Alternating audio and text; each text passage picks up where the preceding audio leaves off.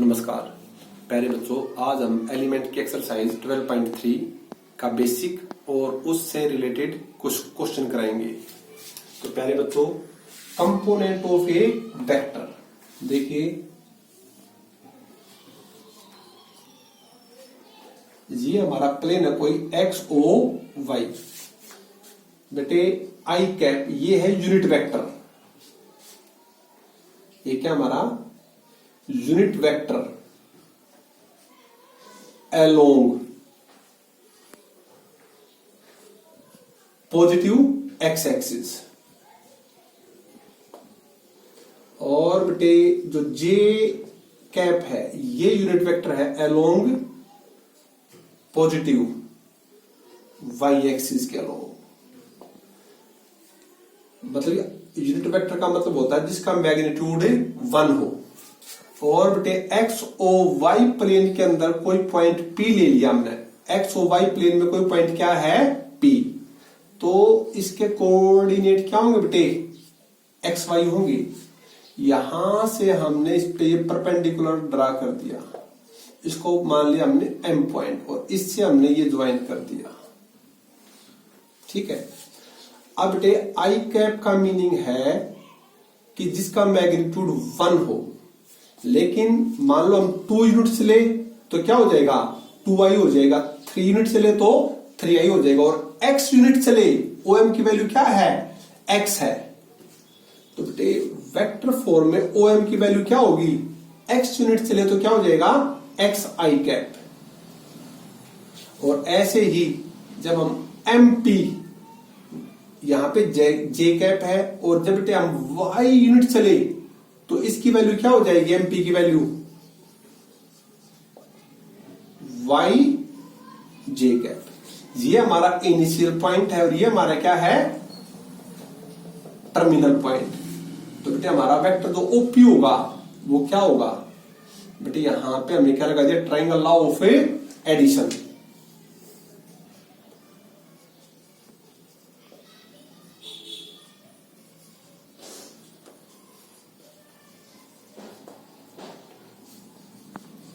इन triangle O M P. तो बेटे क्या हो जाएगा? OP vector is equal to O M की वैल्यू क्या है? X I cap plus Y J cap. तो बेटे जो ये फॉर्म है, इस फॉर्म को हम क्या बोलेंगे? Component form. इसको बेटे क्या बोलते हैं? हमें कंपोनेंट फॉर्म। अब बेटे हमें इसका मैग्नीट्यूड निकालना है। क्या निकालना है? मैग्नीट्यूड। तो मैग्नीट्यूड हमारा क्या होगा इसका?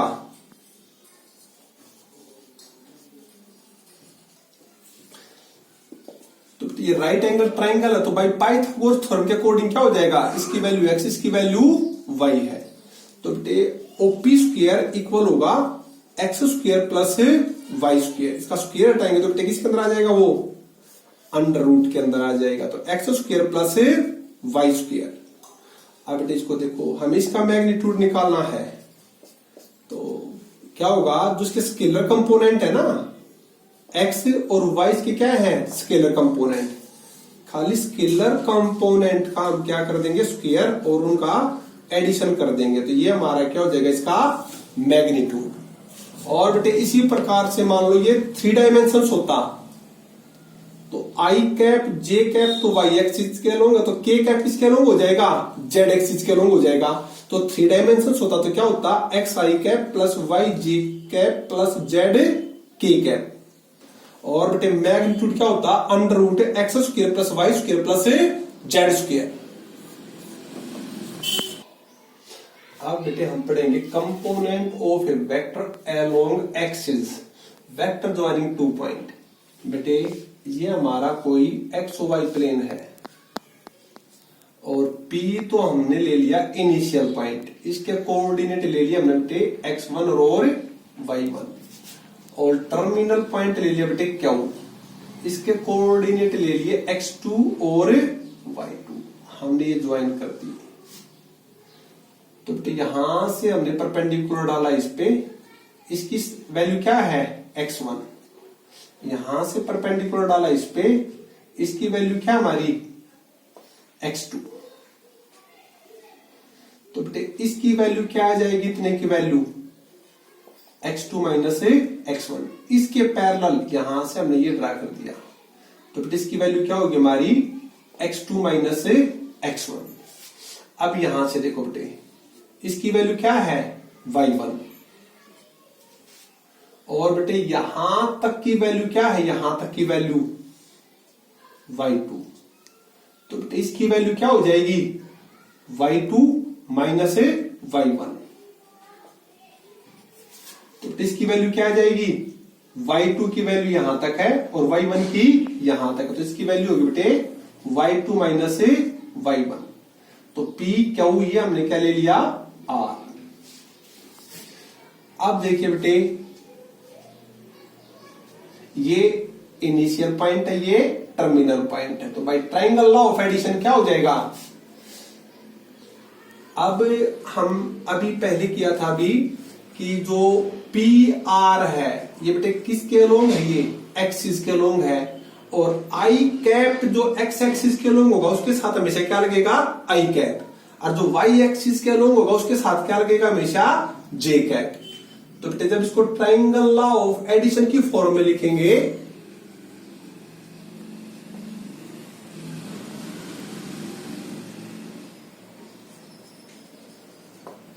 इन ट्राइंगल पी आर क्यू, तो बेटे क्या हो जाएगा vector P Q is equal to vector P R plus vector R Q.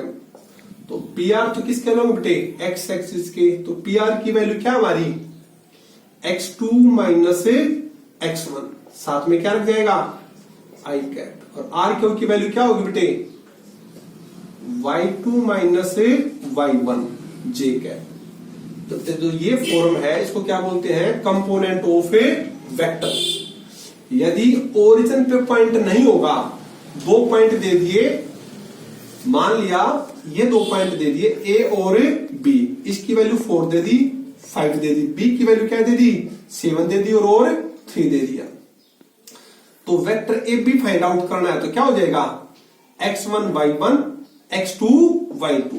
तो ये अप्लाई कर दिया, x2 माइनस x1 7 माइनस 4 आई कैप। अब y2 माइनस y1 करेंगे तो क्या हो जाएगा 3 माइनस 5 जे कैप। तो बेटे 7 माइनस 4 क्या होगा 3i, और 3 माइनस 5 क्या होगा माइनस का 2 जे कैप। तो कोई भी दो पॉइंट दे दिए जाएंगे उसको वेक्टर की फॉर्म में लिखेंगे तो ये अप्लाई हो जाएगा। अब इसका बेटे हमने क्या निकालना है मैग्नीट्यूड। मैग्नीट्यूड का क्या फॉर्मूला है, जो स्केलर कंपोनेंट है अनरूट करके स्केलर कंपोनेंट का स्क्वायर करके उनका ऐड कर दो, तो बेटे ये हो जाएगा x2 माइनस x1 का square plus y2 minus y1 का होल स्क्वायर। अगर ये 3 डायमेंशन होता तो यहां पे क्या एडिशन हो जाता प्लस z2 माइनस z1 के कैप, और मैग्नीट्यूड क्या होता प्लस z2 माइनस z1 का होल स्क्वायर, और इसके अंदर ऐड हो जाता। ठीक है बेटे। अब बेटे देखिए direction ratio and direction cosines.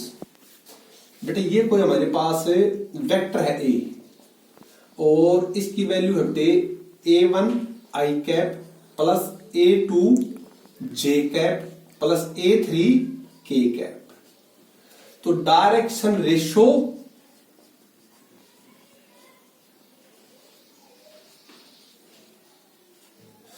या डायरेक्शन नंबर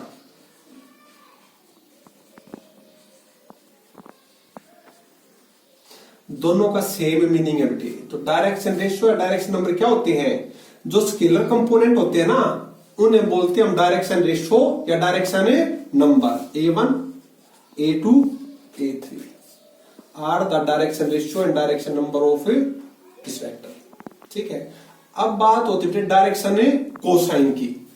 देखिए पहले हमें इसका निकाला मैग्नीट्यूड। ए का मैग्नीट्यूड क्या होगा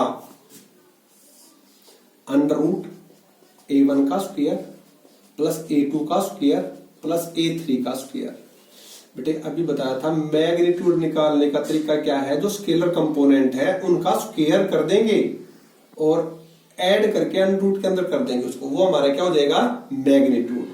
बेटा यूनिट वेक्टर का भी बता रखा आपको, यूनिट वेक्टर का क्या तरीका होगा, वो वेक्टर अपॉन उसका मैग्नीट्यूड, ये हमारा क्या हो जाएगा यूनिट वेक्टर जिसका मैग्नीट्यूड 1 है। तो बेटा वेक्टर हमारा क्या है a1i plus a2j plus a3k और डिवाइड बाई a1 का स्क्वायर प्लस a2 का स्क्वायर प्लस a3 का स्क्वायर, ये हमारा क्या हो गया यूनिट वेक्टर। इसको बेटा हम क्या लिख सकते हैं a1i plus a2j cap plus a3k cap, जो डिनोमिनेटर है तीनों को डिवाइड करेगा बेटे a1 का स्क्वायर प्लस a2 का स्क्वायर प्लस a3 का स्क्वायर, ये इसको भी डिवाइड करेगा a1 का स्क्वायर प्लस a2 का स्क्वायर प्लस a3 का स्क्वायर, ये इसको भी डिवाइड करेगा a1 का स्क्वायर प्लस a2 का स्क्वायर प्लस a3 का स्क्वायर, ये हमारा क्या बेटे यूनिट वेक्टर। अब जो यूनिट वेक्टर के स्केलर कंपोनेंट होंगे ना, वो हमारा क्या कहलाएगा डायरेक्शन कोसाइन। तो डायरेक्शन कोसाइन हमारा क्या होगा, डायरेक्शन कोसाइन को बोलते हैं डीसी भी बोल सकते हैं। तो डायरेक्शन कोसाइन हमारा क्या हो जाएगा a1 upon under root a1 का स्क्वायर प्लस a2 का स्क्वायर प्लस a3 का स्क्वायर और बेटे a2 अपॉन a1 का स्क्वायर प्लस a2 का स्क्वायर प्लस a3 का स्क्वायर और a3 upon under root a1 का स्क्वायर प्लस a2 का स्क्वायर प्लस a3 का स्क्वायर, ये हमारे क्या कहलाएंगे डायरेक्शन कोसाइन। देखिए एलिमेंट की एक्सरसाइज 12.3 क्वेश्चन नंबर फर्स्ट का फर्स्ट पार्ट, पी के और क्यू के कोऑर्डिनेट दे दिए बेटे, ये x1 है और ये हमारा क्या है y1 सपोज करें, ये x2 और ये हमारा क्या है y2। तो बेटे हमें क्या करना है वेक्टर पी क्यू निकालना है, क्या निकालना वेक्टर पी क्यू। तो बेटे वेक्टर पी क्यू हमारा क्या हो जाएगा, अभी फॉर्मूला किया था हमने, क्या था बेटे x2 minus x1 i cap plus y2 minus y1 j cap. तो x2 की वैल्यू क्या हमारी -5, x1 की वैल्यू क्या है माइनस और माइनस क्या हो जाएगा +1 i कैप, y2 की वैल्यू क्या है -6 माइनस y1 की वैल्यू क्या -2, तो माइनस माइनस क्या हो जाएगा +2 j कैप। तो -5 + 1 -4 i कैप -6 + 2 -4 j कैप। तो ये हमारा क्या का vector P Q. Now we find the magnitude of vector P Q. तो इसका मैग्नीट्यूड क्या होगा, हमें पता है कि भी अंडर रूट जो स्केलर कंपोनेंट है उनका स्क्वायर का एडिशन कर दो बस। तो क्या हो जाएगा -4 4 जा 16, माइनस माइनस की मल्टीप्लीकेशन प्लस, तो प्लस का 16, तो 16 और 16 पे क्या होगा 32। तो 32 को क्या कर सकते हैं 2 1 जा 2, 2 6 जा 12, 2 8 जा 2 4 जा 2 2 जा, तो 2 और 2 into 2 बेटे क्या आ जाएगा 4√2 यूनिट। बेटे सेकंड क्वेश्चन, ए वेक्टर ये है और बी वेक्टर ये है। Now we find the modulus और magnitude of vector a minus 2b vector. We find the value of a vector minus 2b vector. तो ये हो जाएगा a माइनस 2b वेक्टर। तो put the value of a 3i minus 2j plus k vector minus 2 twice of b vector 2i minus 4j plus k vector। तो 3i cap minus 2j cap plus 1k cap minus 2 into 2 4i cap minus minus की multiply plus 2 4 जा 8j cap minus plus की multiply minus 2k cap तो बेटे 3i minus 4i, तो minus 4i में से plus 3i cap गया तो बेटे क्या होगा माइनस i कैप। 8j में से 2j गया तो बेटे क्या होगा 8j कैप में से 2j कैप गया तो बेटे 6j कैप, और minus 2k cap plus 1k cap तो minus 1k cap. Now we find the magnitude of this, तो a minus 2b vector. Magnitude हमारा क्या हो जाएगा स्केलर कंपोनेंट का स्क्वायर करके उसका एडिशन कर दो, -1 का स्क्वायर प्लस 6 का स्क्वायर प्लस -1 का स्क्वायर, तो -1 का स्क्वायर प्लस 1, 6 6 का 36 -1 का स्क्वायर प्लस 1, तो बेटा ये होता हमारा 38 √38। क्वेश्चन नंबर 4 का second part, A vector given है, फाइंड ए यूनिट वेक्टर आ जाए या find unit vector in the direction of vector A आ जाए, दोनों का सेम मीनिंग है। हमें क्या निकालना है यूनिट वेक्टर निकालना है जिसका मैग्नीट्यूड क्या हो 1 हो। तो बेटे यूनिट वेक्टर निकालने का फॉर्मूला आपको बताया था, अभी आपको पता भी है। तो मैग्नीट्यूड निकालेंगे तो क्या हो जाएगा जो इसके स्केलर कंपोनेंट है उनका स्क्वायर का क्या कर दो √1 का स्क्वायर प्लस 1 का स्क्वायर प्लस 2 का स्क्वायर, तो बेटे ये हो जाएगा 1 का स्क्वायर 1 प्लस 1 और 2 का स्क्वायर 4, तो बेटे ये होगा √6। और बेटे यूनिट वेक्टर निकालने का फॉर्मूला क्या है वेक्टर अपॉन उसका मैग्नीट्यूड। वेक्टर हमारा क्या है i cap plus j cap plus 2k cap और डिवाइड बाई √6, ये हमारा क्या बेटे यूनिट वेक्टर। अब 6 का first part, A vector given है और बी वेक्टर गिवन है। Find a unit vector in the direction of the vector. बेटे हमें उस वेक्टर का यूनिट वेक्टर निकालना है जो कि इसके इक्वल हो, इसका ये मीनिंग है। तो बेटे हमें सबसे पहले क्या निकालना है a plus A vector plus 2b vector. तो बेटे इसकी वैल्यू हमारी क्या हो जाएगी, वैल्यू पुट कर दी 3i minus 5j plus twice of B vector क्या बेटे 2i प्लस 3j, तो ये होगा बेटे हमारा 3i cap minus 5j cap, 2 2 जा 4i कैप 2 3 जा 6j कैप, तो बेटे एडिशन कर दो दोनों का 4 और 3 7i cap 6j minus 5j plus 1j cap. इसका बेटे हमने क्या निकाल दिया पहले इसका मैग्नीट्यूड निकाल दिया, तो इसका मैग्नीट्यूड क्या हो जाएगा √7 का स्क्वायर प्लस 1 का स्क्वायर, यानी कि 7 7 जा 49 प्लस 1 √50 को क्या बोल सकते हो आप 5√2 बोल सकते हो। अब हमें निकालना है unit vector in the direction of the vector. तो unit vector in the direction of the vector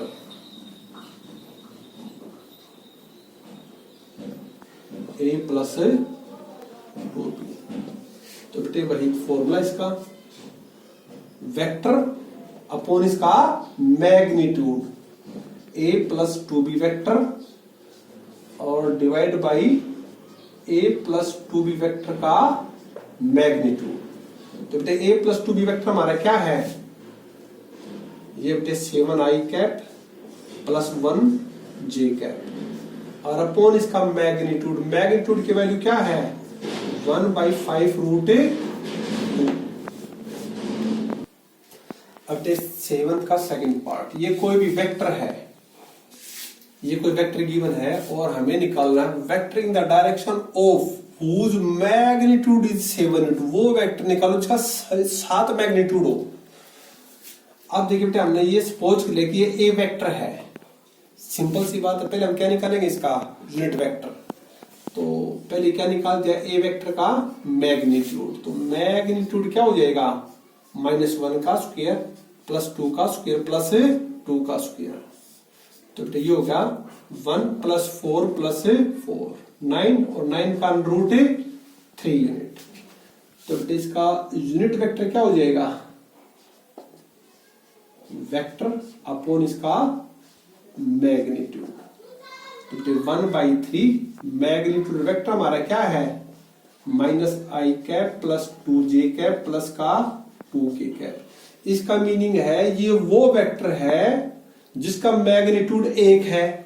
हमने क्या निकालना है, वो वेक्टर निकालना जिसका मैग्नीट्यूड 7 हो। ये 1 मैग्नीट्यूड का है तो 7 का निकालेंगे तो किससे मल्टीप्लाई कर देंगे, 7 से मल्टीप्लाई कर देंगे। तो therefore vector in the direction of vector A whose magnitude is 7,